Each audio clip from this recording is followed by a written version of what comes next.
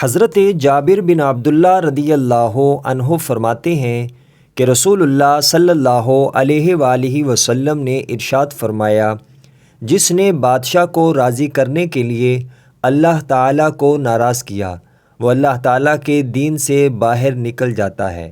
مستدرک امام حاکم، حدیث نمبر 7071۔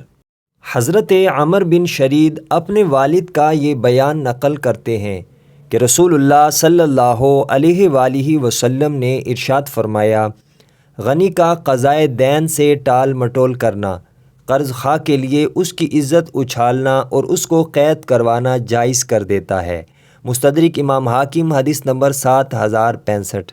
حضرت عبداللہ بن عمر رضی اللہ عنہ فرماتے ہیں کہ رسول اللہ صلی اللہ علیہ وآلہ وسلم نے ارشاد فرمایا، جس نے کسی جھگڑے میں ناحق معاونت کی وہ اللہ تعالیٰ کی ناراضگی میں رہتا ہے جب تک کہ وہ معاونت ختم نہ کر دے اور توبہ کرے۔ مستدرک امام حاکم، حدیث نمبر 7051۔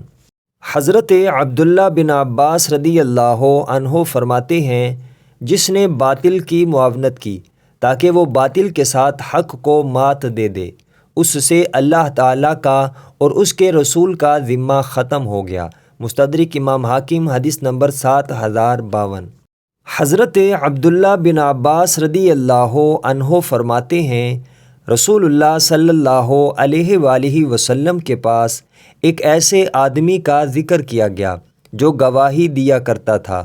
حضور پاک صلی اللہ علیہ وآلہ وسلم نے فرمایا، اے ابن عباس، کسی کام کی گواہی اس وقت تک نہ دو، سورج کی طرف اشارہ کرتے ہوئے فرمایا، جب تک وہ کام تمہاری نگاہ میں اس سورج کی روشنی کی طرح واضح نہ ہو جائے۔